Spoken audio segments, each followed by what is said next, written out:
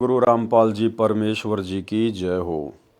परम पिता परमात्मा सारी सृष्टि के रचनहार, कुल मालिक, असंख्य ब्रह्मांडों के स्वामी, जगत गुरु, तीनों लोकों में प्रवेश करके सबका भरण पोषण करने वाले राजाधिराज, आत्माधार, नाथों के नाथ, देवों के देव महादेव, सर्वेश्वर महेश्वर, मृत्युंजय, अजरो अमर, आदि अनादि, सनातनी प्रभु, जगत पिता जगदीश्वर, श्री श्री 1008 की उपाधि के वास्तविक अधिकारी, अकाल मूरत शब्द स्वरूपी राम वासुदेव, सर्वगतम ब्रह्म, परम पूज्य, प्रथम पूज्य, परम संत, परम पुरुष, परम धनी, परम दयालु, सत्य कबीर, हक्का कबीर, अल्लाह कबीर, अल्लाह अकबर, बाखबर, अल्लाह ताला, जगत के तारणहार, जगत के मुक्तिदाता, जगत के जगन्नाथ, हारे के सहारे, हिंदुओं के राम, मुसलमानों के अल्लाह, सिखों के वाहिगुरु, ईसाइयों के मसीह, दया के सागर दयानिधि, करुणा के सागर करुणानिधि, स्वयंभू परिभू, संकट मोचन, कष्ट हरण, मंगल करण, दुख भंजन, अविगत कबीर,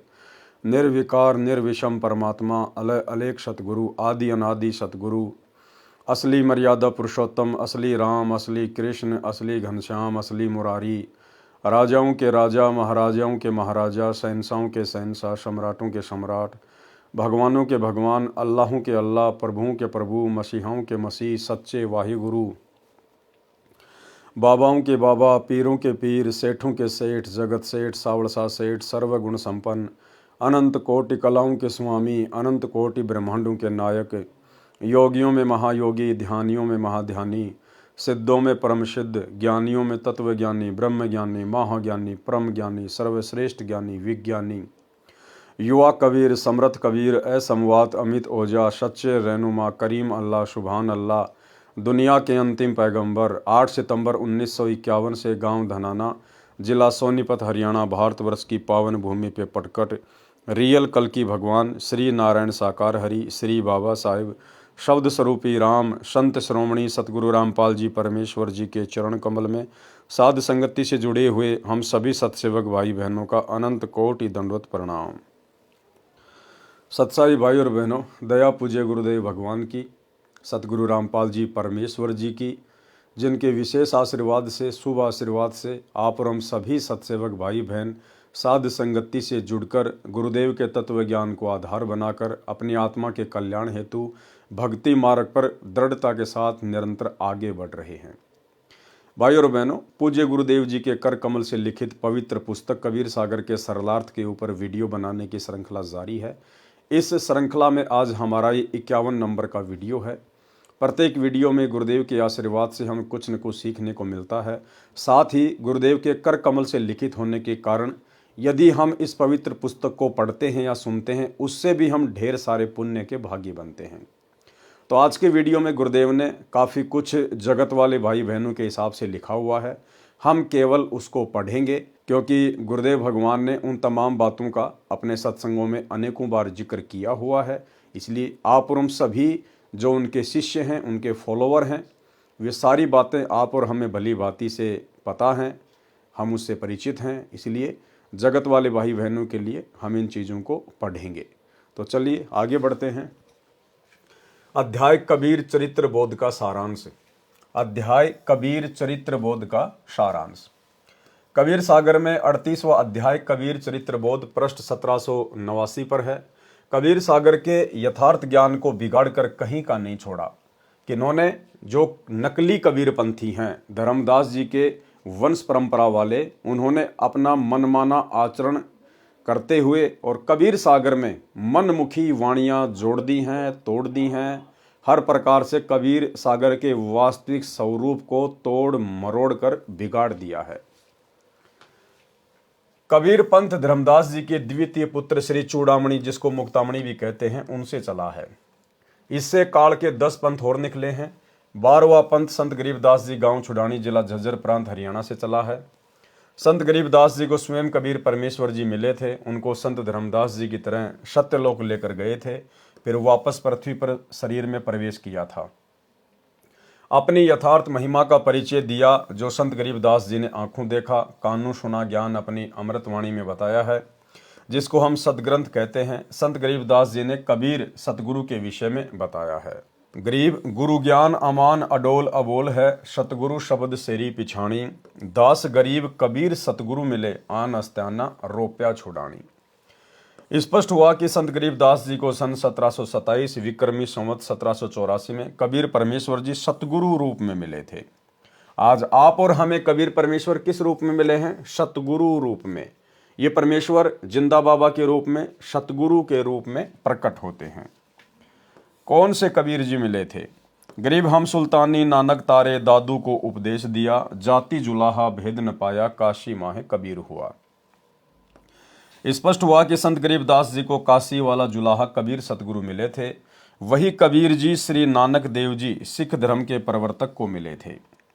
उस समय परमेश्वर कबीर बंदी छोड़ जी काशी शहर में जुलाही की लीला कर रहे थे। सुल्तानपुर शहर के पास बह रही बेई नदी के किनारे श्री नानक देव जी को मिले थे। उस समय श्री नानक देव जी नदी पर सुबह स्नान करने के लिए गए हुए थे। कुछ देर ज्ञान चर्चा हुई, फिर 3 दिन तक उनको संत धर्मदास जी तथा संत गरीबदास जी की तरह सत्यलोक यानी सचखंड में लेकर गए थे। फिर श्री नानक देव जी को वापस पृथ्वी पर छोड़ा। उन्होंने भी आंखों देखा तथा कानों सुना, परमेश्वर की महिमा का ज्ञान अपनी अमृतवाणी में बताया। वही परमेश्वर कबीर जी श्री संत दादू दास साहिब जी को मिले थे। उनको भी 3 दिन तक ऊपर सत्यलोक में लेकर गए। वह सतगुरु कबीर जी माघ महीने की शुक्ल पक्ष की एकादशी को विक्रमी संवत 1575 सन 1518 को मगहर नगर से सशरीर सत्यलोक में अपने निज घर में चले गए थे। उस समय कई हजार दर्शक उपस्थित थे तथा मगहर नगर का नवाब बिजली खान पठान तथा काशी शहर का नरेश वीर देव सिंह बघेल भी अपनी अपनी सेना सहित मगहर में उपस्थित थे। उन सब के देखते देखते आकाश में परमात्मा सशरीर गए थे। जब शव के ऊपर की चादर को उठाकर देखा तो शव के आकार में सुगंधित फूल मिले थे। उसके पश्चात विक्रमी संवत 1784 सन 1727 में संत गरीबदास जी को सतलोक से आकर छुड़ानी गांव के जंगल खेतों में मिले थे। उस समय संत गरीबदास जी की आयु 10 वर्ष की थी। संत गरीबदास जी ने कहा है कि गरीब अजब नगर में ले गए मुझको सतगुरु आण, झिलके बिंब अगाध गति सूते चादर ताण। गरीब अलल पंख अनुराग है, सुन मंडल रहें थीर, दास गरीब उधारिया सतगुरु मिले कबीर। गरीब 16 संग पर सतगुरु का तकिया, गगन मंडल के जिंदा, हुक्म हिसाबी हम चल आए, काटन यम का फंदा। भावार्थ, संत गरीबदास जी ने बताया है कि सतगुरु कबीर जी मुझे सतलोक से आकर अजब नगर यानी अद्भुत नगर सत्यलोक में ले गए। वहां हम निश्चिंत होकर सोए, यानी उस परमात्मा तथा उस अमरलोक की महिमा सुनकर मैं निश्चिंत हो गया कि जो सत्य साधना परमेश्वर कबीर जी ने बताई है उससे उस सत्यलोक में चला जाऊंगा, जहां जाकर साधक फिर लौटकर संसार में नहीं आते। वहां पर जीव को वृद्ध अवस्था नहीं होती है, वहां जीव की कभी मृत्यु नहीं होती। इसी कबीर परमेश्वर ने धनी धर्मदास जी बांधवगढ़ वाले का उद्धार किया था।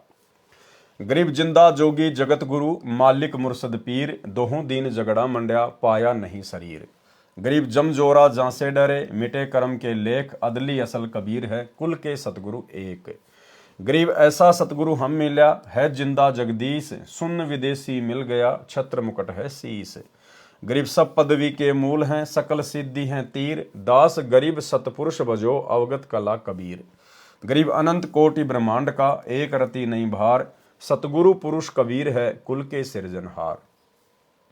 भावार्थ, संत गरीबदास जी ने स्पष्ट कर दिया है कि मुझे सतगुरु रूप में स्वयं सृजनहार मिले थे, जिन्होंने सर्व ब्रह्मांडों की रचना की है।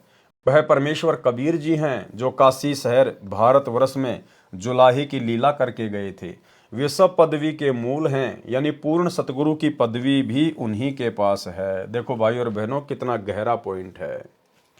यानी पूर्ण सतगुरु की पदवी भी उन्हीं के पास है। उन्हीं के पास यानी कबीर जी के पास, यानी पूर्ण सतगुरु कहलाने के अधिकारी भी एकमात्र सृष्टि में कौन है? कबीर जी। अगर उनके अलावा कोई अपने नाम के आगे पीछे सतगुरु लगाता है या उनके फॉलोवर लगाते हैं तो इसका मतलब वे सारे के सारे नकली सतगुरु हैं। स्पष्ट कर दिया कि सतगुरु की उपाधि भी कबीर परमात्मा ही लगा सकता है। तो भाई और बहनों, यदि आज हम अपने पूज्य गुरुदेव जी को सतगुरु कहकर संबोधित कर रहे हैं। सतगुरु रामपाल जी महाराज की जय, सतगुरु रामपाल जी भगवान की जय। तो आप और हमें सतगुरु की पदवी और सतगुरु की परिभाषा से भी परिचित हो जाना चाहिए। अगर हम अपने पूज्य गुरुदेव सतगुरु रामपाल जी के नाम से पहले सतगुरु शब्द का इस्तेमाल कर रहे हैं, तो आप भाई बहनों को यह ज्ञान होना चाहिए कि सतगुरु की उपाधि केवल कबीर परमेश्वर के लिए है और किसी के लिए नहीं। और हम बारंबार अपने गुरुदेव को सतगुरु कहते हैं। अगर ये सतगुरु की पदवी पूज्य गुरुदेव जी के लिए ना होती तो परमेश्वर हमें कब के मना कर चुके होते कि बच्चों ये सतगुरु की उपाधि तो कबीर जी के लिए है और मैं तो कबीर जी का भेजा हुआ नौकर हूं, उनका दास हूं, उनका गुलाम हूं। तो बच्चों ये सतगुरु की उपाधि मेरे लिए मत लगाया करो। लेकिन कभी भी गुरुदेव ने हमें मना नहीं किया। इसका मतलब हमारे गुरुदेव स्वयं कबीर परमेश्वर हैं, कबीर परमात्मा हैं। इसलिए हम सत्सेवक भाई बहन अपने गुरुदेव की सतगुरु के रूप में, कबीर जी के रूप में पहचान करके और 8 सितंबर के दिन उनका जन्मदिन नहीं मनाते, केवल उनका सतगुरु प्रकट दिवस मनाते हैं। क्योंकि सतगुरु की उपाधि केवल कबीर जी लगा सकते हैं और अगर हमारे गुरुदेव लगा रहे हैं तो हमारे गुरुदेव कौन हुए? कबीर जी। तो कबीर जी भला फिर माँ के गर्भ से जन्म लेकर कैसे आएगा? इसलिए हम सत्सेवक भाई बहन अपने गुरुदेव को सच्चा सतगुरु मानते हैं, कबीर परमात्मा मानते हैं, इसलिए हम उनका प्रकट दिवस मनाते हैं। और जितने भी सतलोक आश्रम हैं उनसे जुड़े हुए भाई बहन अपने गुरुदेव को कहते तो सतगुरु हैं लेकिन उनको मानते नहीं हैं। वो तो सतगुरु यानी कबीर जी एक दाढ़ी मूंछ वाली उस नकली फोटो को मानते हैं। इसीलिए तो प्रतिवर्ष 8 सितंबर को अपने गुरुदेव का इन सतलोक आश्रमों में जन्मदिन मनाते हैं। तो भाइयों और बहनों, आप और हमें दृढ़ विश्वास हो जाना चाहिए कि धरती पर एकमात्र कबीर यदि वर्तमान में कोई है तो सतगुरु रामपाल जी हैं। यानी पूर्ण सतगुरु की पदवी भी उन्हीं के पास है, पूर्ण कवि की पदवी भी उन्हीं के पास है, पूर्ण परमात्मा का पद यानी पदवी भी उन्हीं के पास है, सर्व सिद्धियां भी उन्हीं के पास हैं। वे स्वयं सत्य पुरुष कबीर जी हैं, उनकी भक्ति करो। श्री नानक देव जी ने भी कहा है कि फाई सूरत मलुकी भेष ई ठगवाड़ा ठगी देश खरा सियाणा बहुते बार धानक रूप रहा करतार। गुरु ग्रंथ साहिब प्रश्न नंबर 24 पर लिखा हुआ है। गुरु ग्रंथ साहिब पृष्ठ 721 पर कहा है कि एक अरज गुप्तम पेश तोदर कौन करतार हक्का कबीर करीम तू बे ए परवरदिगार नानक बोगोयद जन तुरा तेरे चाकरा पखाक। गुरु ग्रंथ साहिब पृष्ठ 731 पर कहा है कि नीच जाति परदेसी मेरा खिन आवे तिल जावे जाकी संगत नानक रहंदा क्यों कर मोंडा पावे। भावार्थ श्री नानक देव जी ने स्पष्ट कर दिया है कि जो धानक यानी जुलाहा कबीर है वही करतार यानी सृष्टि का रचनहार परवरदिगार यानी पालन करता है। वह नीच जाति वाला कभी तो ऊपर सतलोक में चला जाता है, कभी यहाँ पृथ्वी पर विचर रहा होता है। वह बहुत बुद्धिमान है, उसका बहुत भार है यानी समर्थ है। इस कारण से सबसे गुरु भारी है। गुरु माने वजनी भारी भी होता है, गुरु माने बड़ा तथा मार्गदर्शक अर्थ भी होता है। श्री संत दादू दास जी को भी परमेश्वर कबीर जी मिले थे। उन्होंने भी कहा है कि जिसने मुझे निज नाम वास्तविक भक्ति मंत्र दिया है वह मेरा गुरु है, वही सृजनहार है, अन्य कोई नहीं है। जिन मोको निज नाम दिया सोई सतगुरु हमार, दादू दूसरा कोई नहीं कबीर सृजनहार। संत धर्मदास जी बांधवगढ़ वाले ने भी कहा है, ज्ञान प्रकाश बोध पृष्ठ 57 481 से 59 483 पर प्रमाण है। धर्मदास जी ने बहुत हट किया कि हे सतगुरु मुझे वह सतलोक दिखा दो जिसकी महिमा आपने बताई है, तथा मुझे उस सत्य पुरुष के दर्शन करा दो जिसने आपको नीचे भेजा है, जो सर्व की उत्पत्ति करता है। परमेश्वर कबीर जी ने धर्मदास जी को बहुत समझाया कि आप ये हट क्यों कर रहे हो, मैं जैसी साधना बताऊं वैसा करते रहो। जब शरीर त्याग कर जाओगे तो उस लोक तथा सत्य पुरुष को देख लेना। लेकिन धर्मदास जी ने बहुत अधिक विनय की कि हे प्रभु मैं आपके निहोरे निकालता हूं, यानी आपसे बार बार विनय कर रहा हूं, मुझे पुरुष के दर्शन कराओ। हो प्रभु चिंत्यागण करूं मोरा, पुरुष दर्श कराओ करूं निहोरा। परमेश्वर कबीर जी ने कहा है कि धर्मदास ये हट का करहूं, मानहूं शब्द शीस पर धरहूं। हमारा नाम गहे पुरुष पर जय है, बिना नाम वहां जान न पै है। परमेश्वर कबीर जी ने कहा कि हे धर्मदास, ये हट क्यों कर रहे हो? आप हमारे से दीक्षा लो, दीक्षा मंत्र लिए बिना वहां जाया नहीं जा सकता। धर्मदास जी ने कहा कि हे प्रभु, आपके ज्ञान के आप ही साक्षी हैं, किसी अन्य ने यह भेद बताया नहीं, इसलिए परमेश्वर का दर्शन करने से सब संशय समाप्त हो जाएंगे, अन्यथा दिल में रेख यानी शंका बनी रहेगी। धर्मदास चित बहुत सकाने, चरण टेकी बहुत बिनती ठाने। हो प्रभु सत्य कहो तोई पाई, तुम ते कछु दुचिताई नाही। हो प्रभु बरणयु जो लोक की शोभा, ताते आही मोर मन लोभा। तव लीला बहुते हम देखा, पुरुष दरस बिनु रहे ही रेखा। धर्मदास जी के बार बार विनय करने पर परमेश्वर कबीर जी ने धर्मदास जी को प्रथम मंत्र, जो 5 नाम का ब्रह्म गायत्री मंत्र है, उसकी दीक्षा दी। अब देखो भाई और बहनों, धर्मदास जी को परमात्मा ने केवल बीच बीच के 5 मंत्र ही दिए थे।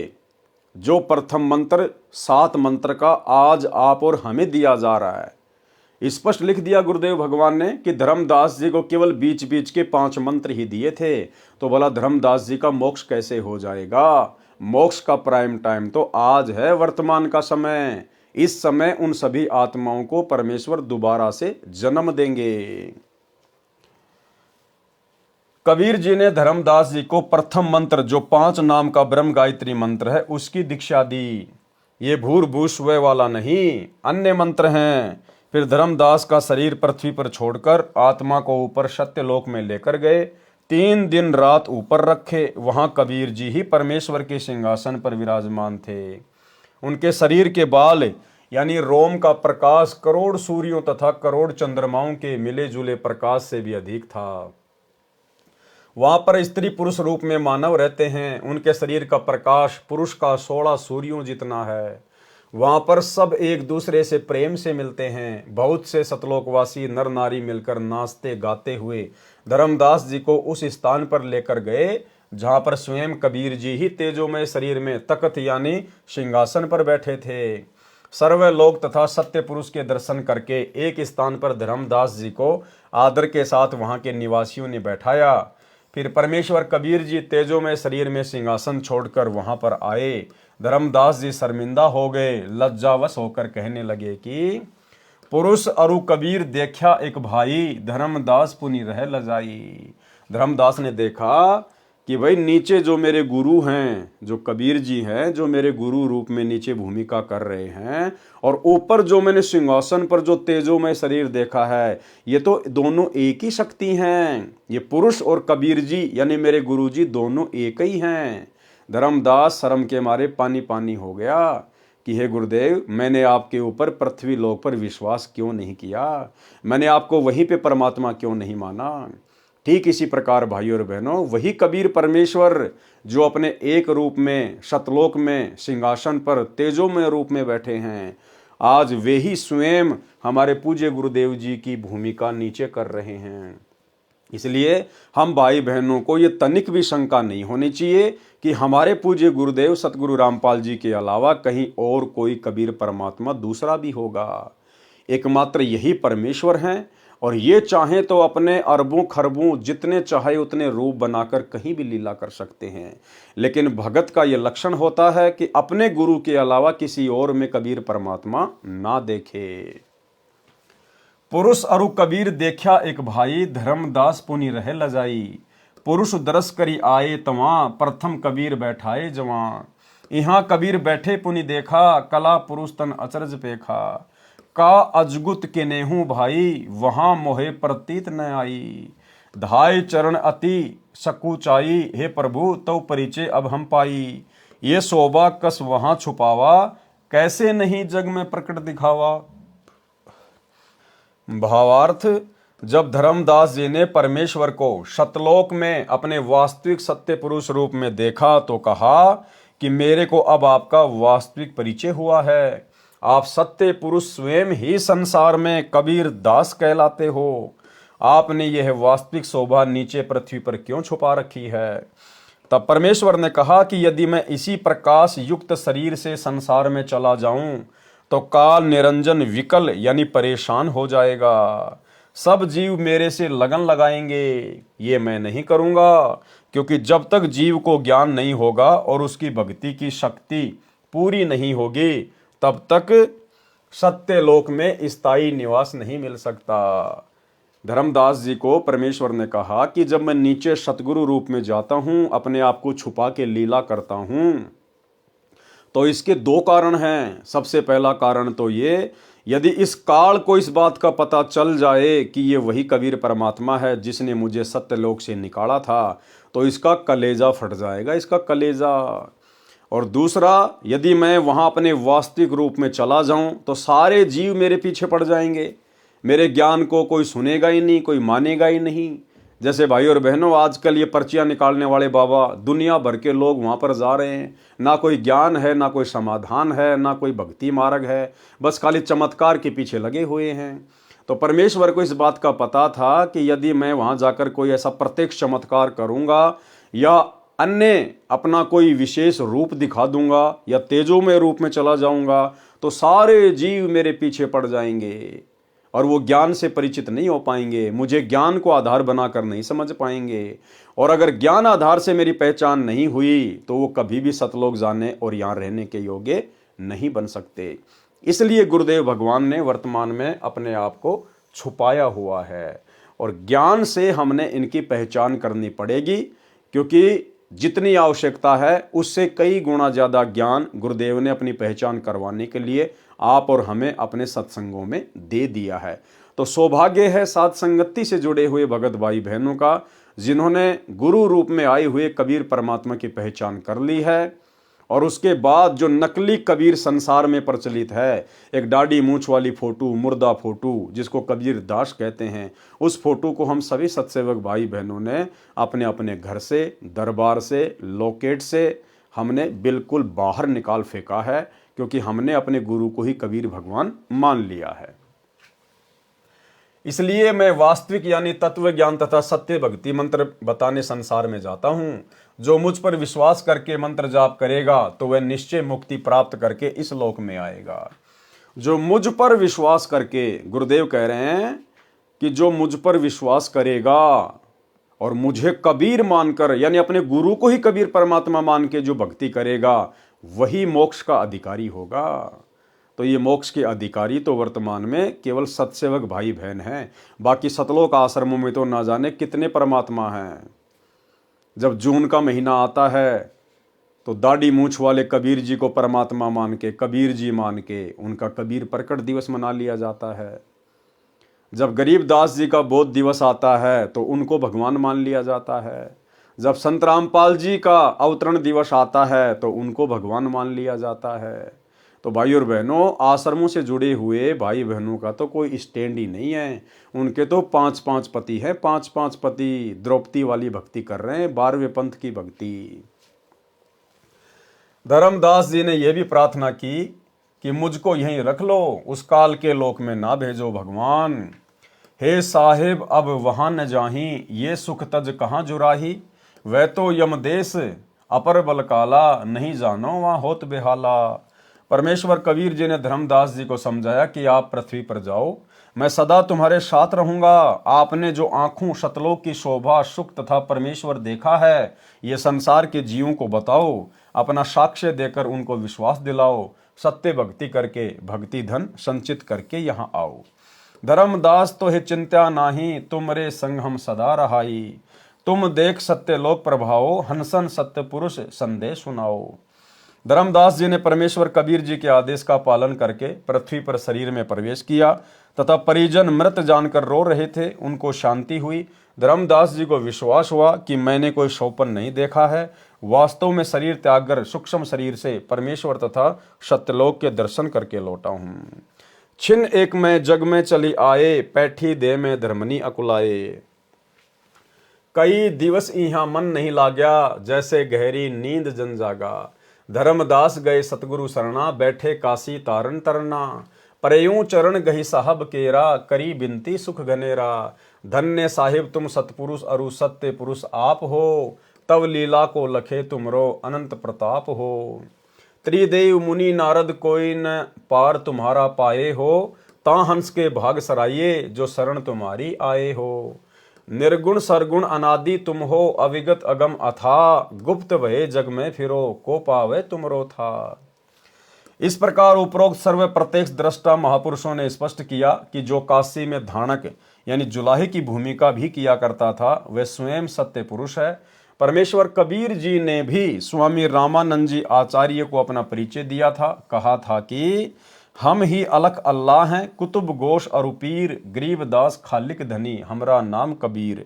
ए स्वामी सृष्टा में सृष्टि हमारे तीर, दास गरीब अदर बसूं, अविगत सत्य कबीर।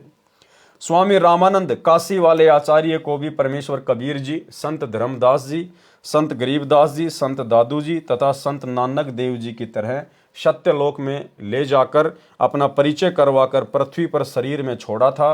स्वामी रामानंद जी ने भी कहा था कि तहाँ वहाँ चित चक्रित भया, देख फजल दरबार, दास गरीब सिजदा किया, हम पाए दीदार। बोलत रामानंद जी सुनो कबीर करतार, गरीब दास सब रूप में तुम ही बोलनहार। तुम साहिब तुम संत हो, तुम सतगुरु तुम हंस, गरीब दास तुम रूप बिना और न दूजा अंश।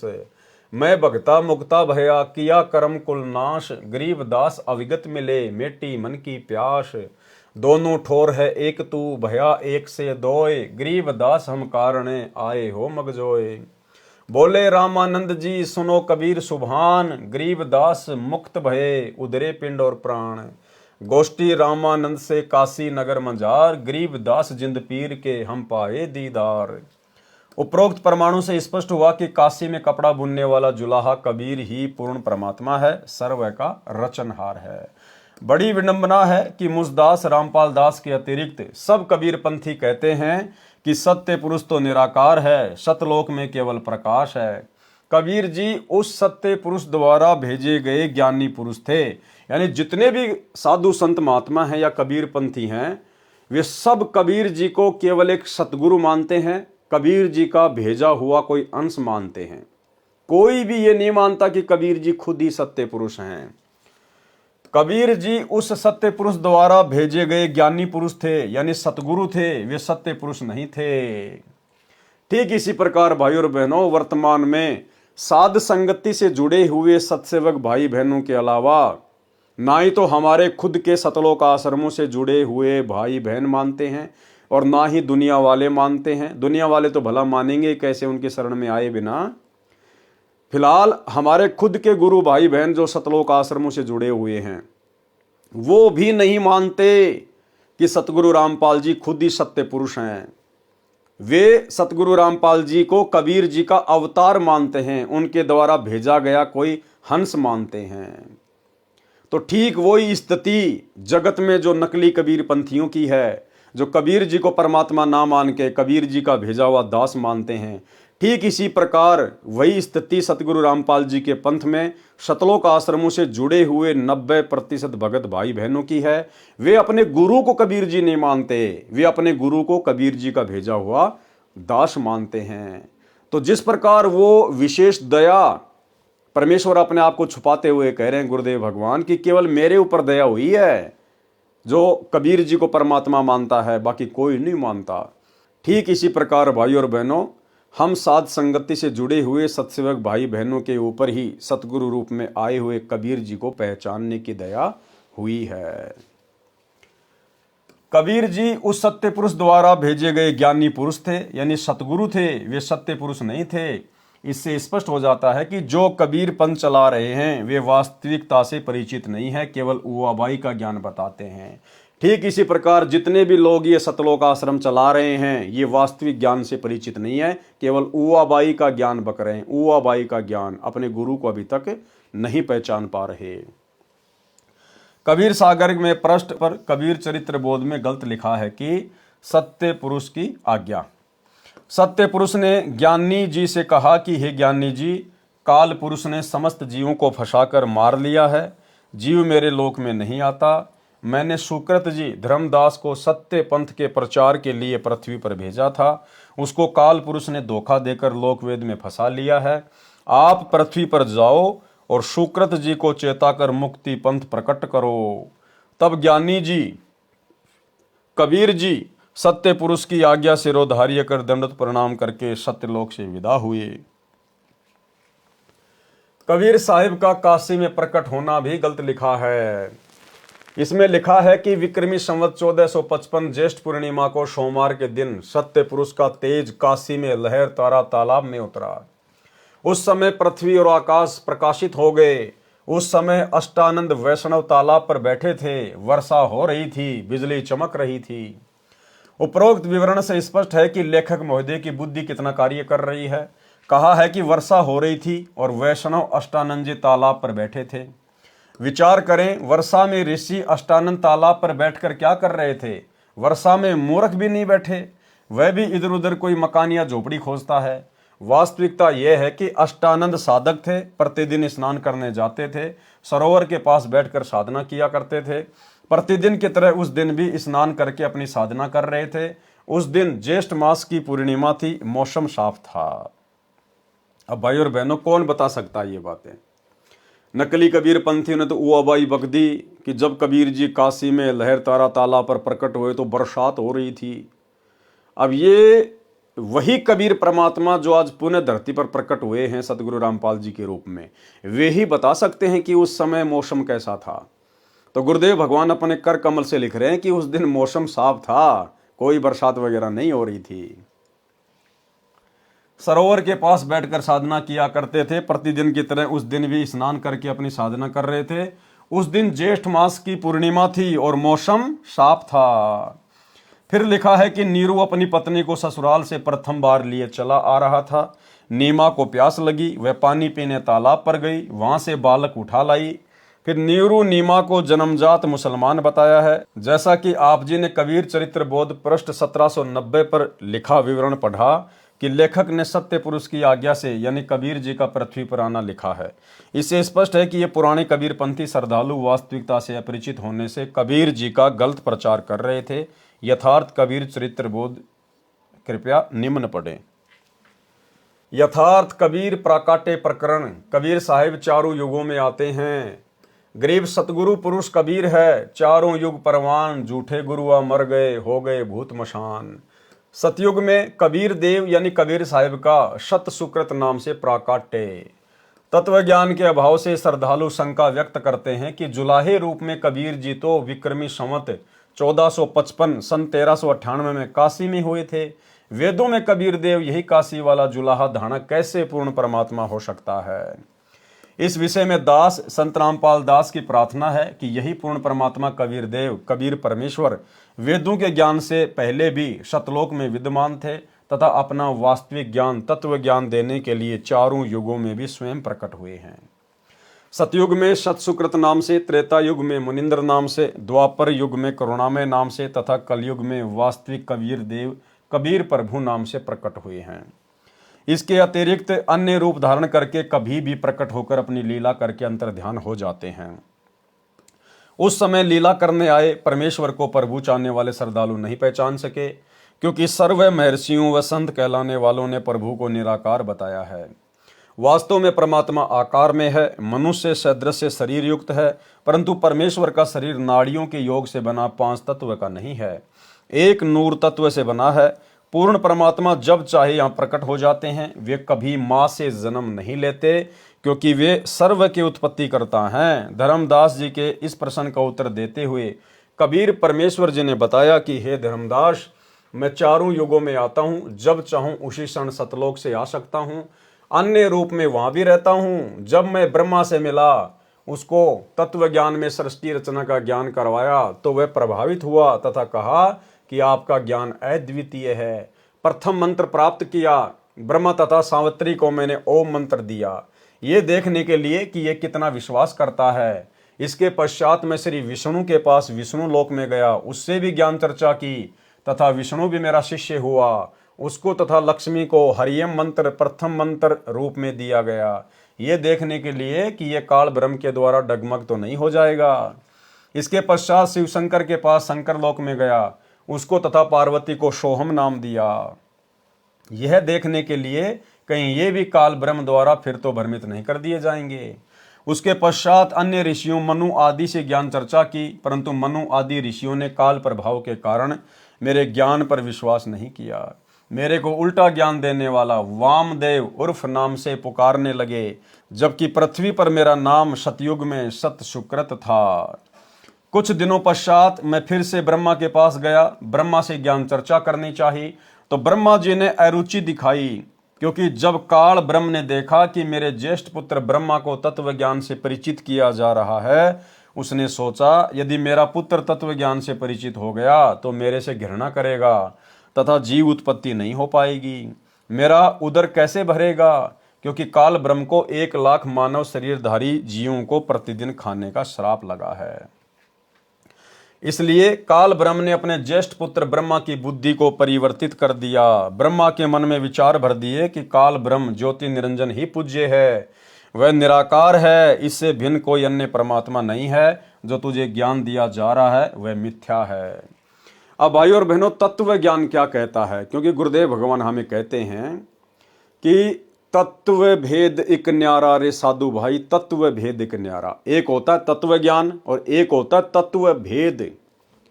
अब परमेश्वर यहां पर ऐसा क्यों लिख रहे हैं कि जब मैं दोबारा ब्रह्मा जी के पास गया तो काल ने उसकी बुद्धि में आकर उसको भ्रमित कर दिया और सतनाम नहीं लेने दिया। उसने मेरी बातों के ऊपर विश्वास नहीं किया। भाइयों और बहनों, असल में जिस समय कबीर परमात्मा दोबारा सतनाम देने के लिए ब्रह्मा जी के पास गए थे, या विष्णु के पास या शंकर के पास, और उन्होंने जो अरुचि दिखाई थी, वो अरुचि कबीर परमेश्वर की प्रेरणा थी। कबीर भगवान की प्रेरणा से उन्होंने सतनाम लेने में रुचि नहीं दिखाई, क्योंकि परमात्मा ने ब्रह्मा विष्णु महेश के माध्यम से इस काल के डमडमे को भी चलाना है। अन्यथा भगवान किसी को ज्ञान समझाए, और भगवान यदि चाहे कि मैं इस आत्मा को मेरा ज्ञान समझा के सतलोक लेके जाना चाहता हूं, भला फिर काल की क्या औकात है जो उस आत्मा को डगमग कर दे? अरे काल ने ब्रह्मा विष्णु महेश को तो सतनाम नहीं लेने दिया, उनको डगमग कर दिया। और आप और हमें काल डगमग नहीं कर पा रहा। आप और हमें सतनाम भी मिल गया, सार नाम भी ले रहे हैं, सार शब्द भी ले रहे हैं। तो विचार करो, यदि काल ब्रह्मा विष्णु महेश जैसी पावर को डगमग कर सकता है, तो आप और हम इस पृथ्वी लोक के 2 कोटि के जीवों की क्या औकात है जो हम गुरुदेव के ज्ञान को स्वीकार कर लें, जो हम गुरुदेव से सतनाम ले लें, गुरुदेव से सार नाम ले लें। तो ये कबीर परमात्मा सतगुरु रामपाल जी खुद नहीं चाहते थे कि ब्रह्मा विष्णु महेश सतनाम लें। अन्यथा परमात्मा चाहे और जीव ना ले, काल की इतनी औकात है जो भ्रमित कर देगा परमात्मा के अंश को। लेकिन ये 21 ब्रह्मांड की सृष्टि भी यही कबीर परमात्मा सतगुरु रामपाल जी ही एक मैनेजमेंट के माध्यम से, एक सिस्टम के माध्यम से चला रहे हैं। और ये 21 ब्रह्मांड का राज्य कबीर परमात्मा ने ही काल को दिया है, और कबीर परमात्मा ही इस 21 ब्रह्मांड के सिस्टम को चला रहे हैं। तो परमेश्वर ने केवल उनको एक एक नाम ही देना था, क्योंकि ब्रह्मा विष्णु महेश इस भक्ति रूपी पेड़ की टहनियां हैं, और परमेश्वर उनको एक एक मंत्र जाके दे के आ गए। और नीचे आकर परमात्मा ने फिर प्रथम मंत्र के माध्यम से वही मंत्र हमारे को दे दिए। तो जैसे ही हम उन मंत्रों का मर्यादा में रह के जाप करेंगे, तो हमारा तो ब्लूटूथ परमात्मा ने ऑन कर दिया, और हमारे से पहले परमात्मा ने उनका ब्लूटूथ ऑन कर दिया। जब हम उसी मंत्र का जाप करेंगे तो वो तुरंत प्रभावित होंगे तो टहनियों से तो फिर फल लगते हैं।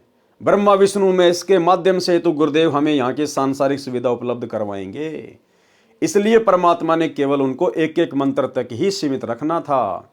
अन्यथा सारी सृष्टि का मालिक कबीर भगवान सतगुरु रामपाल जी चाहे और काल बीच में रोड़ा अटका दे, कभी नहीं अटका सकता। इसलिए ब्रह्मा विष्णु महेश को केवल परमात्मा ने एक एक मंत्र ही देकर छोड़ना था, उनको सतनाम की दीक्षा नहीं देनी थी। इसलिए काल ब्रह्म ने अपने ज्येष्ठ पुत्र ब्रह्मा की बुद्धि को परिवर्तित कर दिया। ब्रह्मा के मन में विचार भर दिए कि काल ब्रह्म ज्योति निरंजन ही पूज्य है, वह निराकार है, इससे भिन्न कोई अन्य परमात्मा नहीं है। जो तुझे ज्ञान दिया जा रहा है वह मिथ्या है। ये अग्नि ऋषि जो तेरे पास आया है वह अज्ञानी है, इसकी बातों में नहीं आना। हे धर्मदास, ब्रह्मा ने काल ब्रह्म के प्रभाव से प्रभावित होकर मेरे ज्ञान को ग्रहण नहीं किया, तथा हे ऋषिवर, जो ज्ञान आप बता रहे हो यह अप्रमाणित है, इसलिए विश्वास के योग्य नहीं है। वेदों में केवल एक परमात्मा की पूजा का विधान है, उसका केवल एक ओम ही जाप करने का है। मुझे पूर्ण ज्ञान है, मुझे आपका ज्ञान अस्वीकार्य है। हे धर्मदास, मैंने बहुत कोशिश की ब्रह्मा को समझाने की तथा बताया कि वेद ज्ञान दाता ब्रह्म किसी अन्य पूर्ण ब्रह्म के विषय में कह रहा है। उसकी प्राप्ति के लिए तथा उसके विषय में तत्व से जानने के लिए किसी तत्वदर्शी संत धीरणाम की खोज करो, फिर उनसे वह तत्व ज्ञान सुनो। प्रमाण यजुर्वेद अध्याय 40 मंत्र 10 व 13 में स्पष्ट वर्ण है तथा गीता अध्याय 4 श्लोक 34 में भी स्पष्ट कहा है। परमाणु को देखकर भी काल ब्रह्म के अति प्रभाव के कारण ब्रह्मा ने मेरे विचारों में रुचि नहीं ली। मैंने जान लिया कि ब्रह्मा को काल ने भ्रमित कर दिया है, इसलिए विष्णु जी ने भी अरुचि की तो मैं वहां से शिव शंकर के पास गया।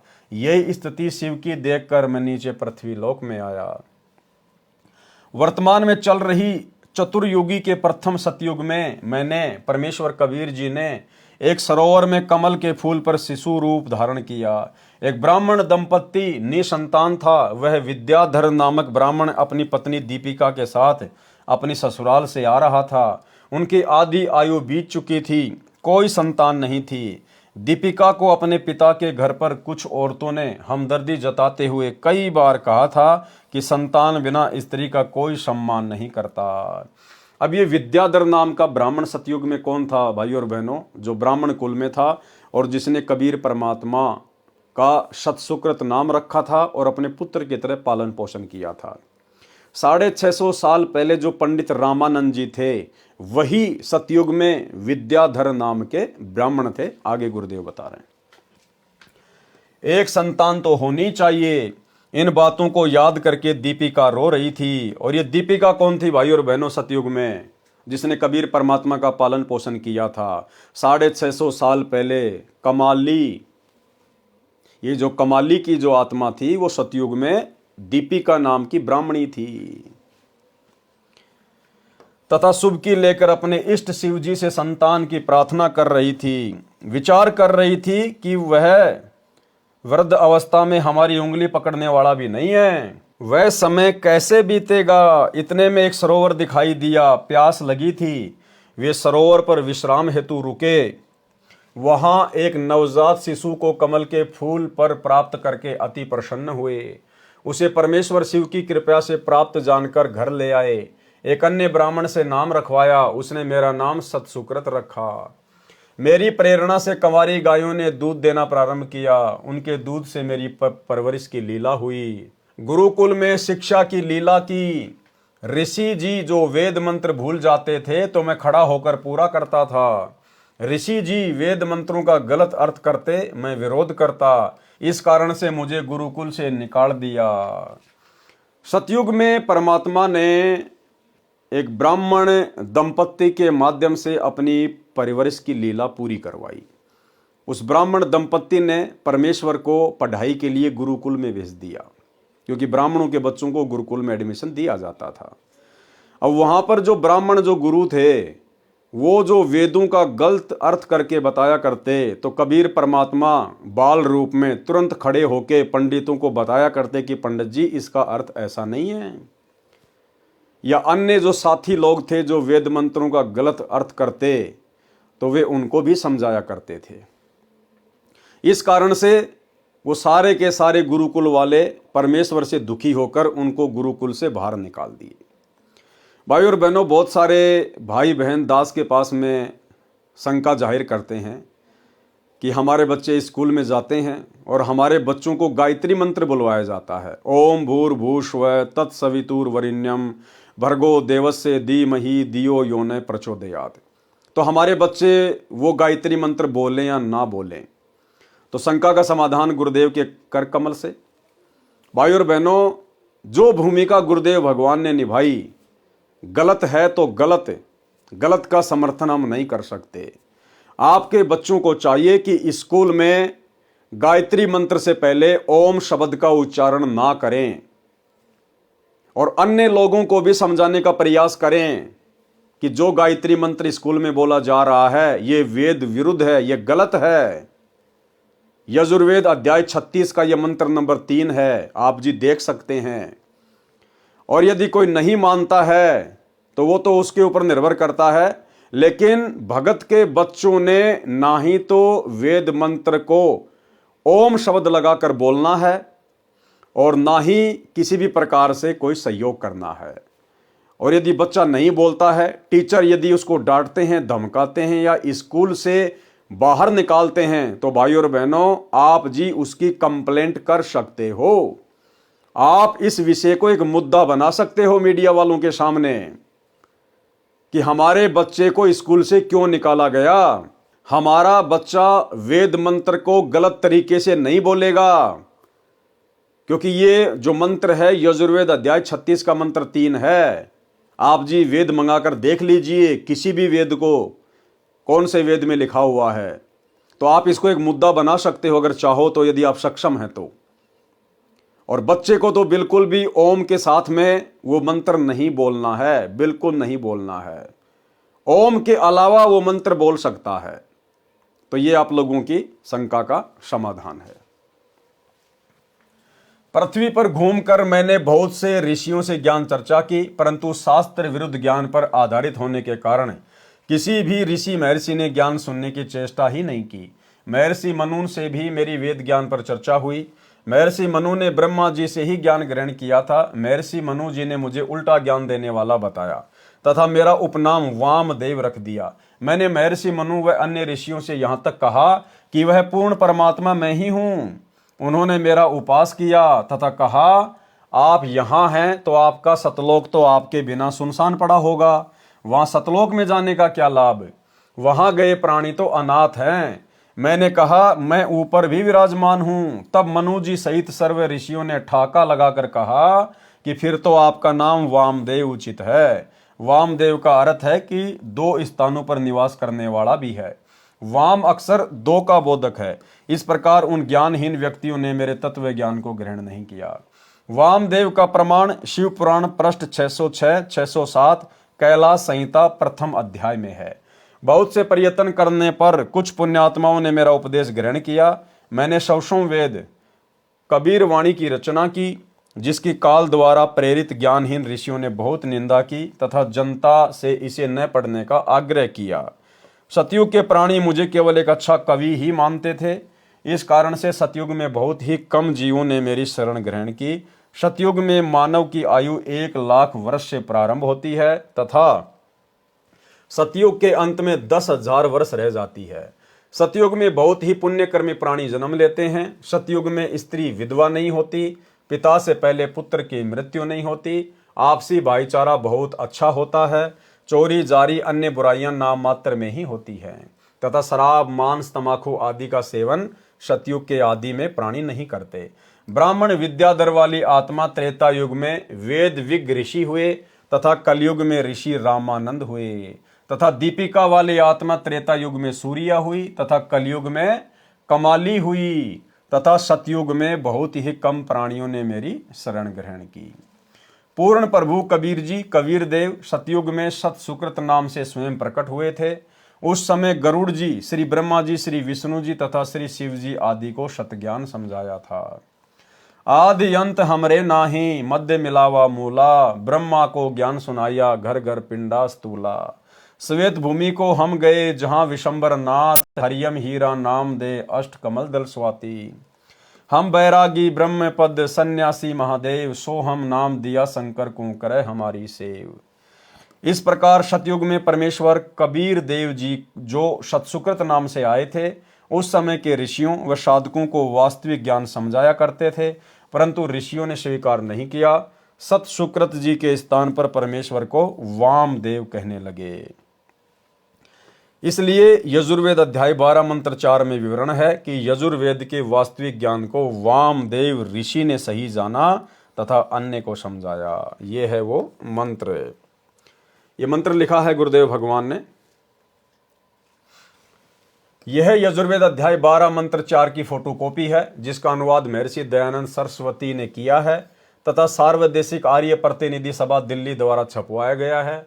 इसमें स्पष्ट है कि वेदों के ज्ञान को वामदेव ऋषि ने ठीक से समझा तथा अन्य को समझाया। पवित्र वेदों के ज्ञान को समझने के लिए कृपया विचार करें। वेदों में कबीर देव अर्थात कबीर परमेश्वर का प्रमाण। पवित्र वेदों में प्रवेश से पहले प्रभु जानकारी के लिए पवित्र चारों वेद प्रमाणित शास्त्र हैं। पवित्र वेदों की रचना उस समय हुई थी जब कोई अन्य धर्म नहीं था, इसलिए पवित्र वेदवाणी किसी धर्म से संबंधित नहीं है, केवल आत्म कल्याण के लिए है। इनको जानने के लिए निम्न व्याख्या बहुत ध्यान तथा विवेक के साथ पढ़नी तथा विचारनी होगी। प्रभु की विस्तृत तथा सत्य महिमा वेद बताते हैं। अन्य शास्त्र श्री गीता जी व चारों वेदों तथा पूर्वोक्त प्रभु प्राप्त महान संतों तथा स्वयं कबीर साहिब जी की अपनी पूर्ण परमात्मा की अमृत वाणी के अतिरिक्त अन्य किसी ऋषि साधक की अपनी उपलब्धि है, जैसे 6 शास्त्र, 11 उपनिषद तथा सत्यार्थ प्रकाश आदि। यदि ये वेदों की कसौटी में खरे नहीं उतरते हैं तो यह संपूर्ण ज्ञान नहीं है। पवित्र वेद तथा गीता जी स्वयं काल प्रभु ब्रह्मदत्त हैं, जिनमें भक्ति विधि तथा उपलब्धि दोनों सही तौर पर वर्णित है। इनके अतिरिक्त जो पूजा विधि तथा अनुभव हैं वह अधूरा समझें। यदि इन्हीं के अनुसार कोई साधक अनुभव बताए तो सत्य जाने, क्योंकि कोई भी प्राणी प्रभु से अधिक नहीं जान सकता। वेदों के ज्ञान से पूर्वोक्त महात्माओं का विवरण सही मिलता है। इससे सिद्ध हुआ कि वे सर्व महात्मा पूर्ण थे, पूर्ण परमात्मा का साक्षात्कार हुआ है तथा बताया है वह परमात्मा कबीर साहिब कबीर देव है। वही ज्ञान चारों पवित्र वेद तथा पवित्र गीता जी भी बताते हैं। कलयुगी ऋषियों ने वेदों का टीका भाषा भाषे ऐसे कर दिया जैसे कहीं दूध की महिमा कही गई हो, और जिसने कभी जीवन में दूध देखा ही न हो और वह अनुवाद कर रहा हो वह ऐसे करता है। पौष्टिक आहार असी, पेय पदार्थ असी, स्वेदसी, अमृत उपमा सर्वा, मनुष्यानाम पेयाम शय दुग्धसी। पौष्टिक आहार यानी इसका फिर वर्णन किया है गुरुदेव भगवान ने, भावार्थ किया है। यदि कोई सफेद पीने का तरल पदार्थ है जो अमृत समान है, बहुत पौष्टिक है, सब मनुष्यों के पीने योग्य है, वह स्वयं तरल है। फिर कोई पूछे कि वह तरल पदार्थ कहाँ है, उत्तर मिले वह तो निराकार है, प्राप्त नहीं हो सकता। यहाँ पर दुग्ध को तरल पदार्थ लिख दिया जाए तो उस वस्तु दूध को कैसे पाया हुआ जाना जाए, जिसकी उपमा ऊपर की है। यहाँ पर दुग्ध को दूध लिखना था, जिससे पता चले कि वह पौष्टिक आहार दूध है। फिर व्यक्ति दूध नाम से उसे प्राप्त कर सकता है। विचार, यदि कोई कहे दुग्ध को दूध कैसे लिख दिया, यह तो वाद विवाद का प्रत्यक्ष प्रमाण ही हो सकता है। जैसे दुग्ध का दूध अर्थ गलत नहीं है, भाषा भिन्न होने से हिंदी में दूध तथा क्षेत्रीय भाषा में दूधू लिखना भी संस्कृत भाषा में लिखे दुग्ध का ही बोध है। जैसे पलवल शहर के आसपास के ग्रामीण परवर कहते हैं। यदि कोई कहे कि परवर को पलवल कैसे सिद्ध कर दिया, मैं नहीं मानता, यह तो व्यर्थ का वाद विवाद है। ठीक इसी प्रकार कोई कहे कि कबीर देव को कबीर परमेश्वर कैसे सिद्ध कर दिया, यह तो व्यर्थ का वाद विवाद ही है। जैसे यजुर्वेद है, यह एक धार्मिक पवित्र पुस्तक है जिसमें प्रभु की यज्ञ स्तुतियों की ऋचाएं लिखी हैं तथा प्रभु कैसा है, कैसे पाया जाता है, सब विस्तृत वर्णन है। अब पवित्र यजुर्वेद की महिमा कहें कि प्रभु की यज्ञ स्तुतियों की ऋचाओं का भंडार है, बहुत अच्छी विधि वर्णित है, एक अनमोल जानकारी है। और यह लिखे नहीं कि वह यजुर्वेद है, अपितु यजुर्वेद का अर्थ लिख दे कि यज्ञ स्तुतियों का ज्ञान है, तो उस वस्तु पवित्र पुस्तक को कैसे पाया जा सके। उसके लिए लिखना होगा कि वह पवित्र पुस्तक यजुर्वेद है जिसमें यज्ञ ऋचाएं हैं।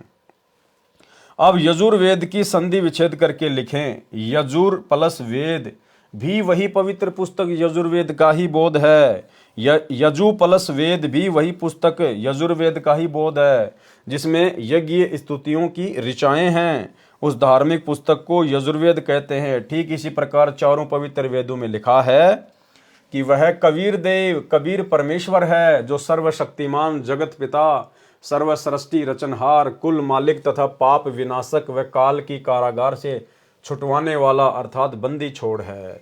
इसको कबीर प्लस देव लिखें तो भी कबीर परमेश्वर का बोध है, कवि प्लस देव लिखें तो भी कबीर परमेश्वर अर्थात कबीर प्रभु का ही बोध होता है। इसलिए कबीर देव उसी कबीर साहिब का ही बोध करवाता है। सर्वशक्तिमान, अजर अमर, सर्व ब्रह्मांडों का रचनहार, कुल मालिक है, क्योंकि पूर्वोक्त प्रभु प्राप्त संतों ने अपनी अपनी मातृभाषा में कबीर को कबीर बोला है तथा वेद को वेद बोला है। इसलिए व और बै में अंतर हो जाने पर भी पवित्र शास्त्र वेद का ही बोध है। विचार, जैसे कोई अंग्रेजी भाषा में लिखे कि God Kabir, Kabir is almighty, इसका हिंदी अनुवाद करके लिखे कबीर या कबीर परमेश्वर सर्वशक्तिमान है। अब अंग्रेजी भाषा में तो हलंत की व्यवस्था ही नहीं है, फिर मातृभाषा में इसी को कबीर कहने तथा लिखने लगे। यही परमात्मा कबीर देव, कबीर परमेश्वर 3 युगों में नामांतरण करके आते हैं, जिनमें इनके नाम रखते हैं। सतयुग में सतसुकृत, त्रेता युग में मुनिंदर, द्वापर युग में करुणामय तथा कलयुग में कबीर देव। वास्तविक नाम उस पूर्ण ब्रह्म का कबीर देव ही है, जो सृष्टि रचना से पहले भी अनामी लोक में विद्यमान थे। इन्हीं के उपमात्मक नाम सत्य पुरुष, अकाल मूर्त, पूर्ण ब्रह्म, अलग पुरुष, अगम पुरुष, परम पुरुष, ब्रह्म आदि हैं। उसी परमात्मा को चारों पवित्र वेदों में कबीर अमित ओझा, कबीर अंगारी, कबीर अग्नि तथा कबीर देव कहा है तथा सर्वशक्तिमान सर्वसृष्टि रचनहार बताया है। पवित्र कुरान शरीफ में सूरत फुरकानी 25 आयत नंबर 19, 21, 52, 58, 59 में भी प्रमाण है। कई एक का विरोध है कि जो शब्द कबीर देव है, इसको संधि विच्छेद करने से कवि प्लस देव बन जाता है। ये कबीर परमेश्वर या कबीर साहिब कैसे सिद्ध किया? वह को बै तथा छोटी ई की मात्रा को बड़ी ई की मात्रा करना बेसमझी है। विचार, एक ग्रामीण लड़के की सरकारी नौकरी लगी, जिसका नाम करमवीर पुत्र श्री धर्मवीर सरकारी कागजों में तथा करमवीर पुत्र श्री धर्मवीर पुत्र प्रताप गांव के चौकीदार की डायरी में जन्म के समय का लिखा था। सरकार की तरफ से नौकरी लगने के बाद जांच पड़ताल कराई जाती है। एक सरकारी कर्मचारी जांच के लिए आया। उसने पूछा, करमवीर पुत्र श्री धर्मवीर का मकान कौन सा है?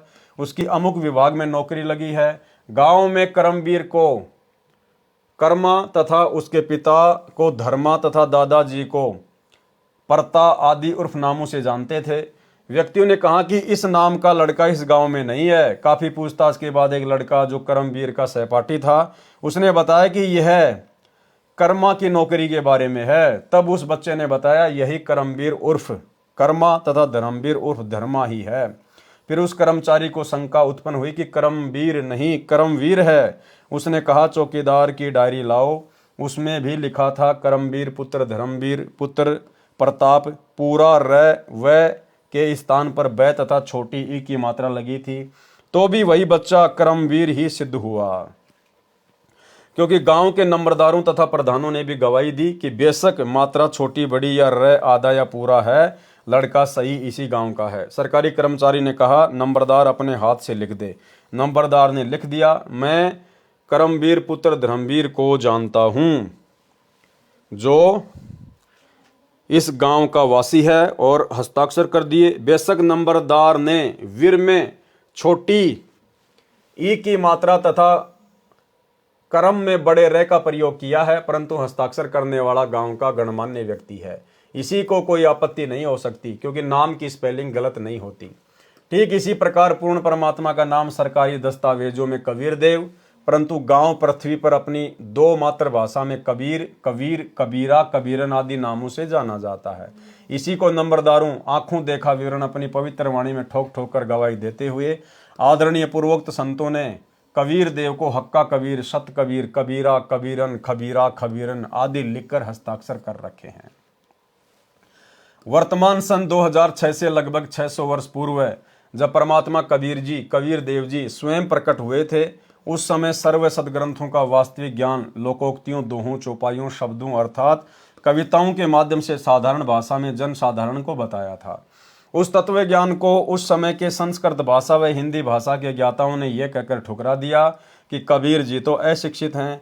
इसके द्वारा कहा गया ज्ञान उस समय में उपयोग की गई भाषा का व्याकरण दृष्टिकोण से ठीक नहीं है। जैसे कबीर जी ने कहा है, कबीर वेद मेरा भेद है, मैं ना वेदों माही, जोन वेद से मैं मिलूं ये वेद जानते नहीं। भावार्थ, परमेश्वर कबीर बंदी छोड़ जी ने कहा है कि जो चारों वेद है ये मेरे विषय में ही ज्ञान बता रहे हैं, परंतु इन चारों वेदों में वर्णित विधि द्वारा मैं प्राप्त नहीं हो सकता, जिसका वेद सूक्ष्म वेद अर्थात सूक्ष्म वेद में मेरी प्राप्ति का ज्ञान है। उसको चारों वेदों के ज्ञाता नहीं जानते, इस वचन को सुनकर उस समय के आचार्य जन कहते थे कि कबीर जी को भाषा का ज्ञान नहीं है।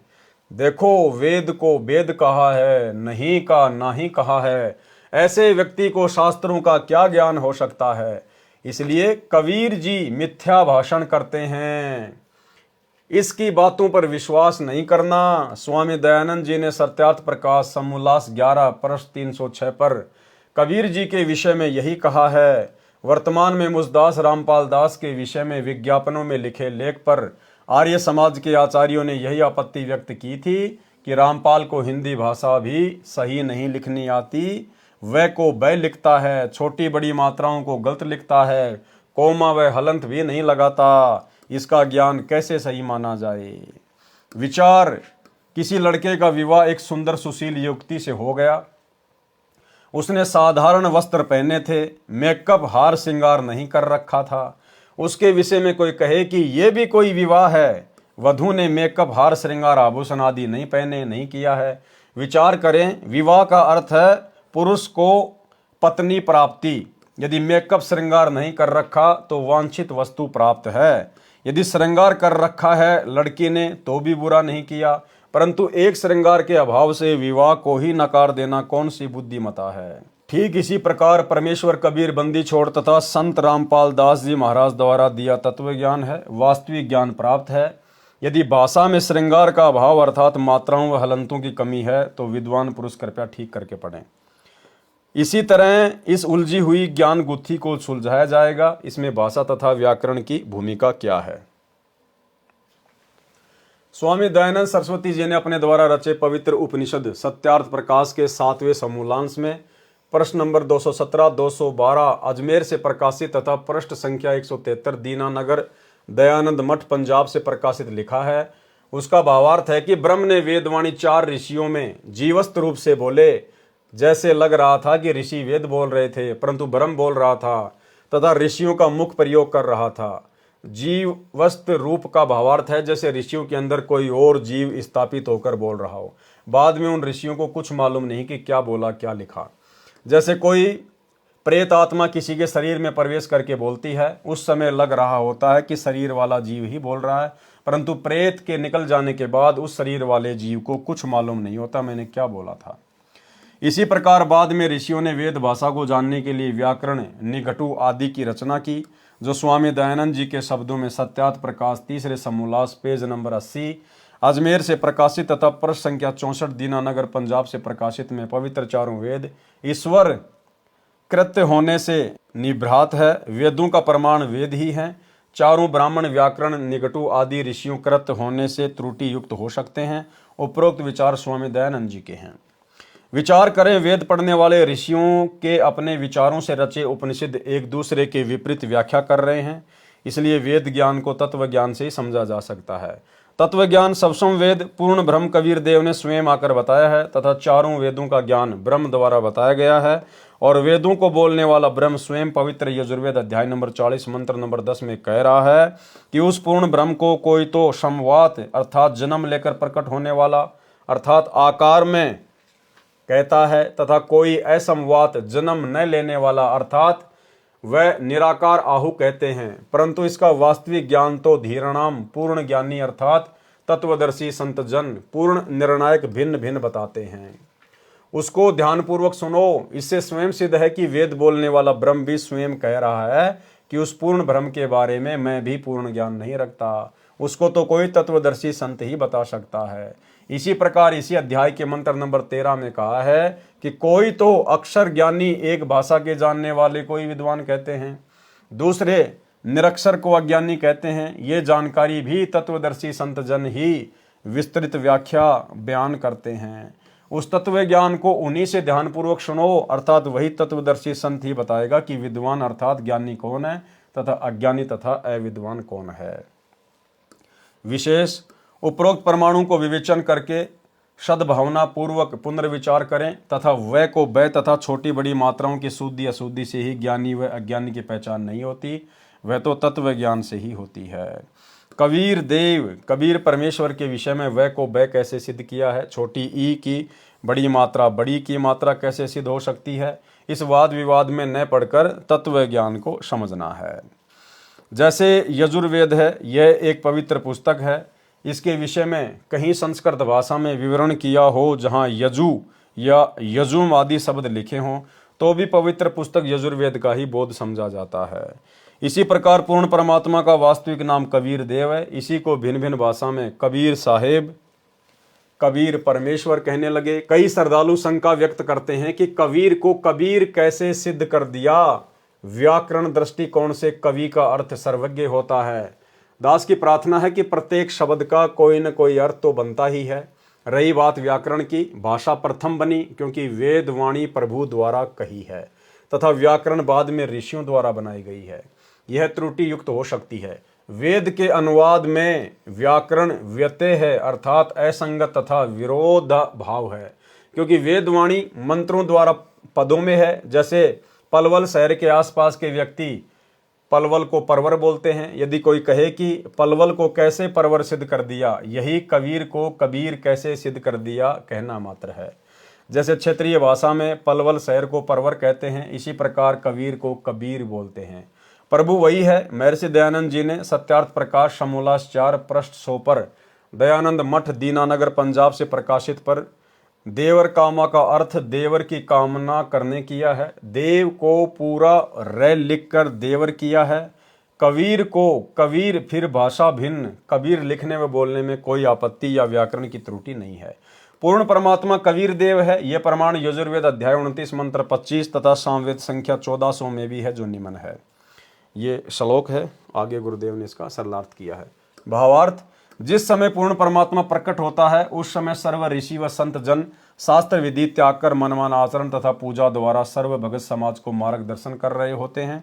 तब अपने तत्व ज्ञान अर्थात समस्त ज्ञान का संदेश वाहक बनकर स्वयं ही कबीर देव अर्थात कबीर प्रभु ही आता है।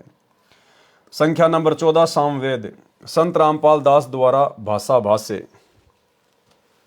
भावार्थ, जैसे यजुर्वेद अध्याय 5 मंत्र 1 में कहा है कि अग्ने तनु अशी, परमेश्वर सह शरीर है, विष्णवे तवा सोमस्य तनुरसी।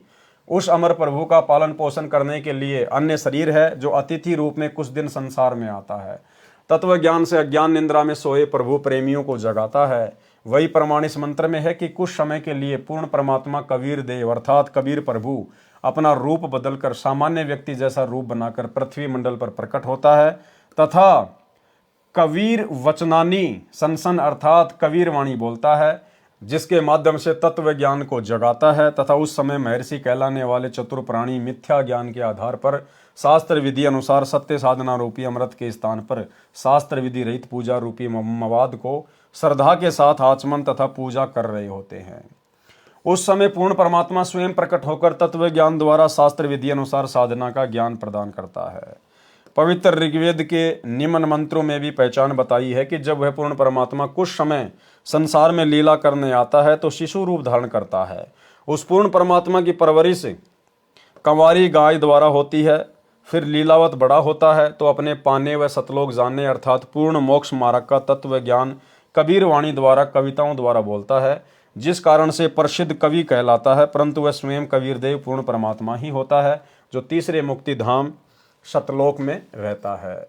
ऋग्वेद मंडल 9 सूक्त 1 मंत्र 9 तथा सूक्त 96 मंत्र 17 से 20। भावार्थ, पूर्ण परमात्मा अमर पुरुष जब लीला करता हुआ बालक रूप धारण करके स्वयं प्रकट होता है, उस समय कंवारी गाय अपने आप दूध देती हैं, जिससे उस पूर्ण प्रभु की परवरिश होती है। ऋग्वेद मंडल 9 सूक्त 96 मंत्र 17। भावार्थ, वेद बोलने वाला ब्रह्म कह रहा है कि विलक्षण मनुष्य के बच्चे के रूप में प्रकट होकर पूर्ण परमात्मा कबीर देव अपने वास्तविक ज्ञान को अपनी कबीर गिरबी अर्थात कबीर वाणी द्वारा निर्मल ज्ञान अपने हंस आत्माओं अर्थात पुण्यात्मा अनुयायियों को कवि रूप में कविताओं लोकोक्तियों के द्वारा संबोधन करके अर्थात उच्चारण करके वर्णन करता है। वह स्वयं सत्य पुरुष कबीर ही होता है। ऋग्वेद मंडल 9 सूक्त 96 मंत्र 18। भावार्थ, मंत्र 17 में कहा है कि कबीर देव शिशु रूप धारण कर लेता है, लीला करता हुआ बड़ा होता है, कविताओं द्वारा तत्व ज्ञान वर्णन करने के कारण कवि की पदवी प्राप्त करता है, अर्थात उसे कवि कहने लग जाते हैं। वास्तव में वह पूर्ण परमात्मा कबीर प्रभु ही है। उसके द्वारा रची अमृतवाणी कबीर वाणी कबीर गिरवी अर्थात कबीर वाणी कही जाती है, जो भक्तों के लिए स्वर्ग तुल्य सुखदायी होती है। वही परमात्मा तीसरे मुक्ति धाम अर्थात सतलोक की स्थापना करके एक गुम्मद अर्थात गुम्मज में सिंहासन पर तेजोमय मानव सदृश शरीर में आकार में विराजमान है। इस मंत्र में तीसरा धाम सतलोक को कहा है। जैसे एक ब्रह्म का लोक है जो 21 ब्रह्मांड का है, दूसरा परब्रह्म का लोक है जो 7 संग ब्रह्मांड का क्षेत्र है, तीसरा परम अक्षर ब्रह्म अर्थात पूर्ण ब्रह्म का रितधाम अर्थात सतलोक है। फोटोकॉपी ऋग्वेद मंडल नंबर 9 सूक्त 96 मंत्र 19 की। विवेचन ऋग्वेद मंडल 9 सूक्त 96 मंत्र 19 का भी आर्य समाज के विद्वानों ने अनुवाद किया है। इसमें भी बहुत भारी गलतियां हैं। पुस्तक विस्तार के कारण केवल अपने मतलब की जानकारी प्राप्त करते हैं। इस मंत्र में चौथे धाम का वर्णन है जो आप जी सृष्टि रचना में पढ़ेंगे, उससे पूर्ण जानकारी होगी। पढ़ें इसी पुस्तक के पृष्ठ 603 पर। परमात्मा ने ऊपर के 4 लोक अजर अमर रचे हैं। अनामी लोक जो सबसे ऊपर है, अगम लोक, अलख लोक, शतलोक। हम पृथ्वी लोक पर हैं। यहां से ऊपर के लोकों की गिनती करेंगे तो सत्यलोक, अलख लोक, अगम लोक तथा अनामी लोक गिना जाता है। उस चौथे धाम में बैठकर परमात्मा ने सर्व ब्रह्मांडों व लोकों की रचना की। शेष रचना शतलोक में बैठकर की थी। आर्य समाज के अनुवादकों ने तुरिया परमात्मा अर्थात चौथे परमात्मा का वर्णन किया है। यह चौथा धाम है। उसमें मूल पाठ मंत्र 19 का भावार्थ है कि तत्वदर्शी संत चौथे धाम तथा चौथे परमात्मा का भिन्न भिन्न वर्णन करता है। पाठक जन कृपया पढ़ें सृष्टि रचना इसी पुस्तक के पेज नंबर 603 पर, जिससे आप जी को ज्ञान होगा कि लेखक संत रामपाल दास ही वह तत्वदर्शी संत है जो तत्व ज्ञान से परिचित है। फोटोकॉपी ऋग्वेद मंडल 9 सूक्त 96 मंत्र 20। विवेचन ऋग्वेद मंडल 9 सूक्त 96 मंत्र 20 का यथार्थ ज्ञान जानते हैं। इस मंत्र का अनुवाद महर्षि दयानंद के चेलों द्वारा किया गया है। इनका दृष्टिकोण ये रहा है कि परमात्मा निराकार है, क्योंकि महर्षि दयानंद जी ने ये बात दृढ़ की है कि परमात्मा निराकार है। इसलिए अनुवादक ने सीधे मंत्र का अनुवाद घुमा फिरा कर किया है। जैसे मूल पाठ में लिखा है कि ये मंत्र है, जैसे पूर्व में वेद मंत्रों में कहा है कि परमात्मा ऊपर के लोक में रहता है, वहां से गति करके पृथ्वी पर आता है, अपने रूप को अर्थात शरीर के तेज को सरल करके आता है। इस ऋग्वेद मंडल 9 सूक्त 96 मंत्र 20 में उसी की पुष्टि की गई है। कहा है कि परमात्मा ऐसे अन्य शरीर धारण करके पृथ्वी पर आता है जैसे मनुष्य वस्त्र धारण करता है, और धनानाम दृढ़ भक्तों अच्छी आत्माओं को प्राप्त होता है, उनको वाणी उच्चारण करके तत्व ज्ञान सुनाता है। फोटोकॉपी ऋग्वेद मंडल नंबर 9 सूक्त 82 मंत्र 1-2। विवेचन ऊपर ऋग्वेद मंडल 9 सूक्त 82 मंत्र 1-2 की फोटोकॉपी है। यह अनुवाद महर्षि दयानंद जी के दिशा निर्देश से उन्हीं के चेलों ने किया है और सार्वदेशिक आर्य प्रतिनिधि सभा दिल्ली से प्रकाशित है। इसमें स्पष्ट है कि मंत्र 1 में कहा कि सर्व की उत्पत्ति करने वाला परमात्मा तेजोमय शरीर युक्त है, पापों को नाश करने वाला और सुखों की वर्षा करने वाला अर्थात सुखों की झड़ी लगाने वाला है। वह ऊपर सत्यलोक में सिंहासन पर बैठा है जो देखने में राजा के समान है। यही प्रमाण सूक्ष्म वेद में भी है कि अरस कुरुस पर सफेद गुमट है, जहां परमेश्वर का डेरा, श्वेत छित्र सिर मुकुट विराजे, देखत न उस चेहरे नु। यही प्रमाण बाइबल ग्रंथ तथा कुरान शरीफ में भी है कि परमात्मा ने 6 दिन में सृष्टि रची और 7वें दिन ऊपर आकाश में तकत अर्थात सिंहासन पर जा विराजा। बाइबल के उत्पत्ति ग्रंथ 2, 26, 30 तथा कुरान शरीफ की सूरत फुरकानी 25 आयत नंबर 52 से 59 में है। वह परमात्मा अपने अमर धाम से चलकर पृथ्वी पर शब्द वाणी से ज्ञान सुनाता है। वह वर्णीय अर्थात आदरणीय श्रेष्ठ व्यक्तियों को प्राप्त होता है, उनको मिलता है। जैसे संत धर्मदास जी बांधवगढ़ मध्य प्रदेश वाले को मिले, संत मलुक दास जी को मिले, संत दादू दास जी को मिले, आमेर राजस्थान में मिले, संत नानक देव जी को मिले, संत गरीबदास जी गांव छुडानी जिला झज्जर हरियाणा वाले को मिले, संत घीसा दास जी गांव खेकड़ा जिला बागपत उत्तर प्रदेश वाले को मिले, संत जम्बेश्वर जी विश्नोई धर्म के प्रवर्तक को गांव समराथल राजस्थान वाले को मिले। यानी भाइयों और बहनों, जो संत जम्बेश्वर है विश्नोई समाज के, उनको भी कबीर परमात्मा सतगुरु रामपाल जी ही आकर मिले थे, जिनकी वाणियां हैं 24 प्रमाण। 24 प्रमाण नाम से ऐसी कुछ उनकी वाणियां हैं। अक्सर भगत भाई बहन व्हाट्सएप पर सोशल मीडिया पर भेजते रहते हैं। तो उन 24 वाणियों के माध्यम से भी सतगुरु रामपाल जी परमेश्वर जी के विषय में बहुत सारी बातें बताई गई हैं। वह परमात्मा अच्छी आत्माओं को मिलते हैं। जो परमात्मा के दृढ़ भगत होते हैं उन पर परमात्मा का विशेष आकर्षण होता है। उदाहरण भी बताया है कि जैसे विद्युत अर्थात आकाशीय बिजली सने वाले स्थानों को आधार बनाकर गिरती है, जैसे कांसी धातु पर बिजली गिरती है। पहले कांसी धातु के कटोरे, गिलास, थाली, बेले आदि आदि होते थे। वर्षा के समय तुरंत उठाकर घर के अंदर रखा करते थे। वर्द कहते थे कि कांसी के बर्तन पर बिजली अमूमन गिरती है। इसी प्रकार परमात्मा अपने प्रिय भक्तों पर आकर्षित होकर मिलते हैं। मंत्र नंबर 2 में तो यह भी स्पष्ट किया है कि परमात्मा उन अच्छी आत्माओं को उपदेश करने की इच्छा से स्वयं महापुरुषों को मिलते हैं। उपदेश का भावार्थ है कि परमात्मा तत्व ज्ञान बताकर उनको दीक्षा भी देते हैं। उनके सतगुरु भी स्वयं परमात्मा होते हैं। ये भी स्पष्ट किया है कि परमात्मा अत्यंत गतिशील पदार्थ अर्थात बिजली के समान तीव्रगामी होकर हमारे धार्मिक अनुष्ठानों में आप पहुंचते हैं। आप जी ने पीछे पढ़ा कि संत धर्मदास को परमात्मा ने यही कहा था कि मैं वहां अवश्य जाता हूं जहां धार्मिक अनुष्ठान होते हैं, क्योंकि मेरी अनुपस्थिति में काल कुछ भी उपद्रव कर देता है।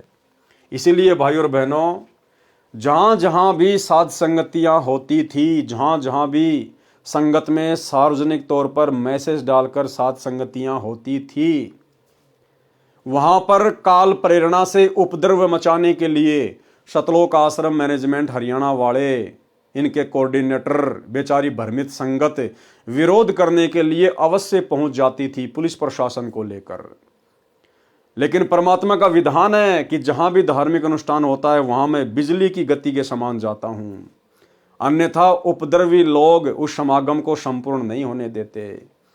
लेकिन भाई और बहनों, जहां जहां भी साध संगति हुई, जब जब साध संगति हुई, परमेश्वर ने हमेशा साध संगतियों को सफल करवाया।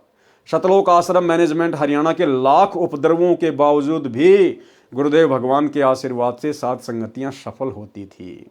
इसका मतलब साध संगतियों में परमेश्वर अवश्य आते हैं, क्योंकि वहां उनको भोग लगाया जाता है, उन्हीं की महिमा की जाती है। जिससे साधकों की आस्था परमात्मा से छूट जाती है। मेरे रहते वह ऐसी गड़बड़ नहीं कर सकता, मेरे रहते वो ऐसी गड़बड़ नहीं कर सकता। कौन कह रहे हैं? परमात्मा, गुरुदेव भगवान। जबकि ऐसी अनेकों गड़बड़ी बहुत बड़ी बड़ी सतलोक आश्रम मैनेजमेंट हरियाणा वालों के समागम में हो चुकी है। आप लोगों ने मध्य प्रदेश का एक समागम देखा होगा, जिस समागम के अंदर वहां का जो कोऑर्डिनेटर था गंगाराम मीणा, वहां पर हजारों की संख्या में संगत थी, सत्संग चल रहा था, रमेणी हो रही थी। अचानक से बजरंग दल के कुछ लोग आए और उन्होंने गोलियां चलानी शुरू कर दी, जिसमें वहां के कोऑर्डिनेटर गंगाराम मीणा की गोली लगने से मृत्यु हो गई और वो समागम कैंसिल हो गया। इसका मतलब वहां पर गुरुदेव भगवान विराजमान नहीं थे, वहां परमात्मा का कोई आशीर्वाद नहीं था। अन्यथा परमात्मा कहते कि अगर मैं ना रहूं तो काल उपद्रव मचा दे। इसका मतलब वहां पर उपद्रव मचा, अर्थात गुरुदेव भगवान की रजा इन लोगों पर नहीं है। 2018 में इन लोगों ने रोहतक के पशु मेला ग्राउंड में कबीर प्रकट दिवस का कार्यक्रम रखा, और भाई और बहनों, इतनी भयंकर मूसलाधार बारिश हुई जिसके ऊपर दास पहले वीडियो बना चुका है। इनका प्रोग्राम कैंसिल। इसका मतलब गुरुदेव भगवान की कोई रजा नहीं थी। तो भाई और बहनों, गुरुदेव की रजा है सत्सेवकों के ऊपर, साध संगतियों के ऊपर। इसलिए गीता अध्याय 3 श्लोक 15 में कहा है कि वह अविनाशी परमात्मा जिसने ब्रह्म को भी उत्पन्न किया सदा ही यज्ञों में प्रतिष्ठित है, अर्थात धार्मिक अनुष्ठानों में उसी को इष्ट रूप में मानकर आरती स्तुति करनी चाहिए। इस ऋग्वेद मंडल 9 सूक्त 82 मंत्र 2 में यह भी स्पष्ट किया है कि आप कबीर देव हैं जो सर्व को उपदेश देने की इच्छा से आते हो। आप पवित्र आत्मा हैं, हमारे पापों को छुड़वाकर अर्थात नाश करके हे अमर परमात्मा आप हमको सुख दें, और हम आपकी संतान है। हमारे प्रति वह वात्सल्य वाला प्रेम भाव उत्पन्न करते हुए उसी सुंदर रूप को उत्पन्न करें, अर्थात हमारे को अपने बच्चे जानकर जैसे पहले और जब चाहें तब आप अपनी प्यारी आत्माओं को प्रकट होकर मिलते हैं, उसी तरह से हमें भी दर्शन दें। फोटोकॉपी ऋग्वेद मंडल नंबर 9 सूक्त 86 मंत्र 26-27 विवेचन। ये फोटोकॉपी ऋग्वेद मंडल 9 सूक्त 86 मंत्र 26 की है। जो आर्य समाज के आचार्यों व महर्षि दयानंद के चेलों द्वारा अनुवादित है, जिसमें स्पष्ट है कि यज्ञ करने वाले अर्थात धार्मिक अनुष्ठान करने वाले यजमानों अर्थात भक्तों के लिए परमात्मा सब रास्तों को सुगम करता हुआ अर्थात जीवन रूपी सफर के मार्ग को दुखों रहित करके सुगम बनाता हुआ उनके विघ्नों अर्थात संकटों का मर्दन करता है अर्थात संकटों को समाप्त करता है, भक्तों को पवित्र अर्थात पाप रहित विकार रहित करता है। जैसा कि अगले मंत्र 27 में कहा है कि जो परमात्मा धूलोक अर्थात सत्यलोक के तीसरे पृष्ठ पर विराजमान है, वहां पर परमात्मा के शरीर का प्रकाश बहुत अधिक है। उदाहरण के लिए परमात्मा के एक रोम शरीर के बाल का प्रकाश करोड़ सूर्य तथा इतने ही चंद्रमाओं के मिले जुले प्रकाश से भी अधिक है। यदि वह परमात्मा उसी प्रकाश युक्त शरीर से पृथ्वी पर प्रकट हो जाए तो हमारी चरम दृष्टि उन्हें देख नहीं सकती। जैसे उल्लू पक्षी दिन में सूर्य के प्रकाश के कारण कुछ भी नहीं देख पाता है, यही दशा मनुष्य की हो जाए। इसलिए वह परमात्मा अपने रूप अर्थात शरीर के प्रकाश को सरल करता हुआ उस स्थान से जहां परमात्मा ऊपर रहता है वहां से गति करके बिजली के समान क्रीड़ा अर्थात लीला करता हुआ चलकर आता है, श्रेष्ठ पुरुषों को मिलता है। यह भी स्पष्ट है कि आप कवि अर्थात कबीर देव हैं, हम उन्हें कबीर साहिब कहते हैं। विवेचन, ये फोटोकॉपी ऋग्वेद मंडल 9 सूक्त 86 के मंत्र 27 की है।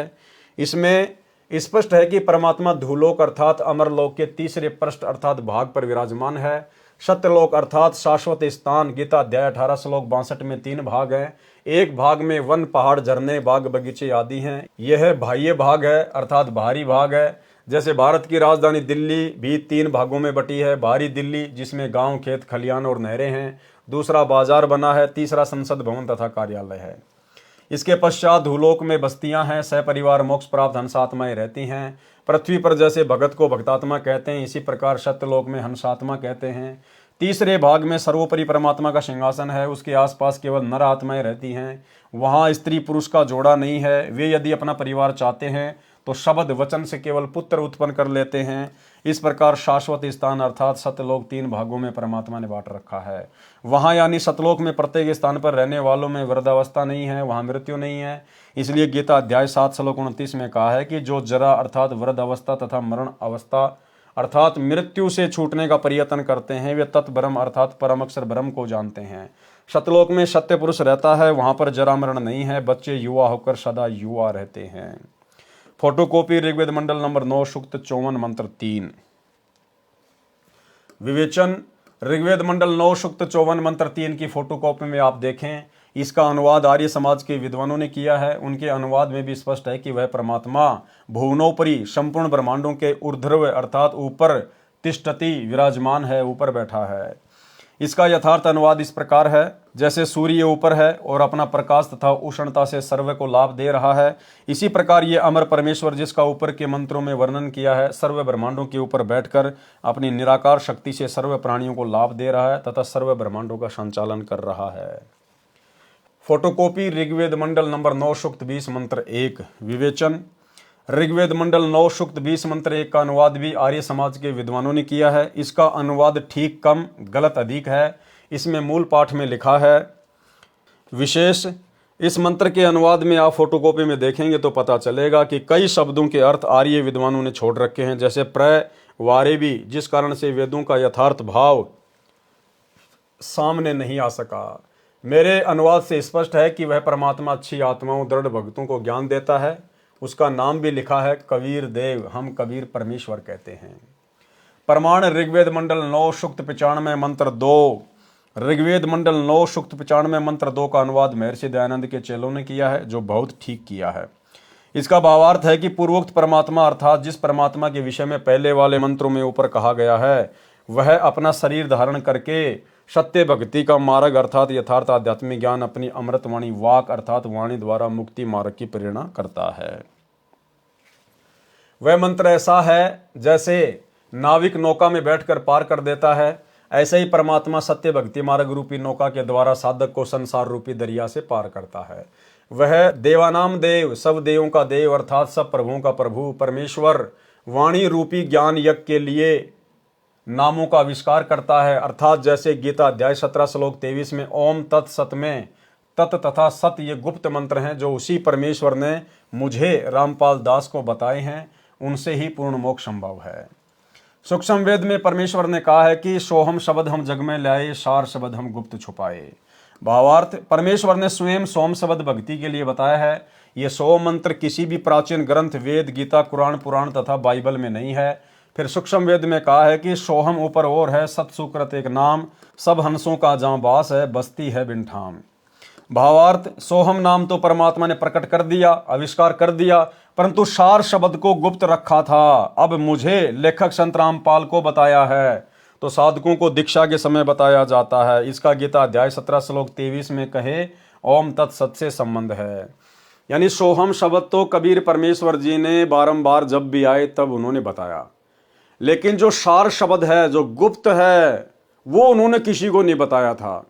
तो वो आज कौन बता रहे हैं? गुरुदेव कह रहे हैं कि ये दास बता रहा है। और वेद क्या कह रहे हैं कि वो परमात्मा गुप्त मंत्रों का आविष्कार करता है। तो कौन हुए सतगुरु रामपाल जी जो आज सारनाम दे रहे हैं? वो गुप्त मंत्र बता रहे हैं, स्वयं कबीर देव। प्रमाण ऋग्वेद मंडल नंबर 9 सूक्त 94 मंत्र 1। विवेचन ऋग्वेद मंडल नंबर 9 सूक्त 94 मंत्र 1 का अनुवाद भी आर्य समाज के विद्वानों द्वारा किया गया है। विवेचन पुस्तक विस्तार को ध्यान में रखते हुए उन्हीं के अनुवाद से अपना मत सिद्ध करते हैं। जैसे पूर्व में लिखे वेद मंत्रों में बताया गया है कि परमात्मा अपने मुख कमल से वाणी उच्चारण करके तत्व ज्ञान बोलता है। लोकोक्तियों के माध्यम से कवित्व से दोहों, शब्दों, साखियों, चौपाइयों के द्वारा वाणी बोलने से प्रसिद्ध कवियों में से भी एक कवि की उपाधि प्राप्त करता है। उसका नाम कबीर देव अर्थात कबीर साहिब है। इस ऋग्वेद मंडल 9 सूक्त 94 मंत्र 1 में भी यही कहा है कि जो सर्वशक्तिमान परमेश्वर है वह कवियों की तरह आचरण करता हुआ पृथ्वी पर विचरण करता है। तो भाइयों और बहनों, आज के वीडियो में केवल इतना ही, क्योंकि आज के वीडियो में परमेश्वर ने वेदों के श्लोकों का, मंत्रों का अधिक वर्णन किया हुआ था। तो गुरुदेव के कर कमल से लिखित होने के कारण हमने इसको पढ़ना जरूरी है, क्योंकि हम पूरी पुस्तक को पढ़ेंगे। आने वाले समय में टीवी चैनलों पर ये वीडियो चला करेंगे, इसलिए हम भाई बहन इसको बिल्कुल भी हल्के में ना लें। इनको भले ही हमारे विशेष मतलब के नहीं हैं, क्योंकि गुरुदेव ने हमें बारंबार ये बातें समझा रखी हैं, हमें समझ में आ चुकी हैं, परंतु अन्य जगत वाले भाई बहनों के लिए सबूत के तौर पर ये वीडियो बनाना जरूरी था। बाकी कल जो वीडियो बनेगा रात्रि 8 बजे जो आप लाइव देखेंगे वो हमारे बहुत मतलब का होगा। तो आज के वीडियो में केवल इतना ही। गुरुदेव भगवान हम सबको आज्ञा दे, इजाज़त दे, आशीर्वाद दे। बंदी छोड़ सतगुरु रामपाल जी भगवान की जय हो।